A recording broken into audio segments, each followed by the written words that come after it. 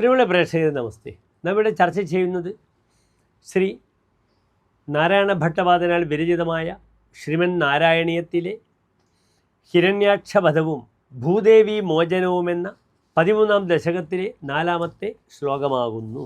ഗദാബാണൗ ദൈത്യേ ത്വമഭിഹി ഗൃഹീതോന്നതഗതോ നിയുദ്ധേന ക്രീഡൻ ഘടഘടരവോൽഘുഷ്ടവിയതാ രണാലോകൗത്സുക്യാത് മിളതി സുരസംഘേ ധൃതമമും നിരുന്ധ്യാസന്ധ്യാതഃ പ്രഥമമിതി ധാത്രാ ജഗദിശേ.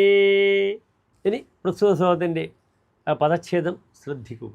ഗദാബാണോ ദൈത്യേ ത്വം അഭി ഹി ഗൃഹീതോന്നതഗതഃ നിയുദ്ധേന ക്രീഡൻ ഘടഘടരവോൽഘുഷ്ടവിയത രണാലോക ഔത്സുക്യാത് മിളതി സുരസംഘേ ധൃതം അമും നിരുന്ധ്യാഃ സന്ധ്യാതഃ പ്രഥമം ഇതി ധാത്ര ജഗദീശേ. ഇനി പ്രസ്തുത ശ്ലോകത്തിൻ്റെ അന്വയം ശ്രദ്ധിക്കുക. ദൈത്യ ഗദാപാണോ സതി ത്വം അഭി ഗൃഹീതോന്നതഗതഃ ഘടഘടരവോൽഘുഷ്ടവിയത നിയുദ്ധേന ക്രീഡൻ സുരസംഘഃ രണാലോക ഔത്സുക്യാത് മിളതി സതി സന്ധ്യാതഃ പ്രഥമം അമും ധൃതം നിരുന്ധ്യാഃ ഇതി ധാത്ര ജഗദീശേ. ഇനി പ്രസ്തുത ശ്ലോകത്തിൻ്റെ സാരാംശമാണ് നാം ചർച്ച ചെയ്യുന്നത്. ശ്രദ്ധിക്കുക.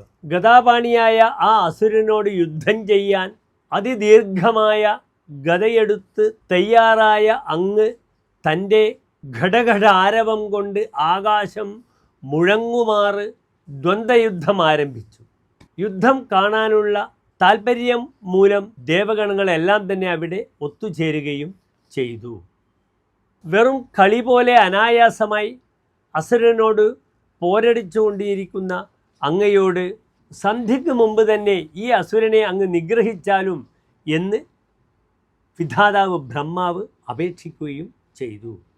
നമസ്തേ.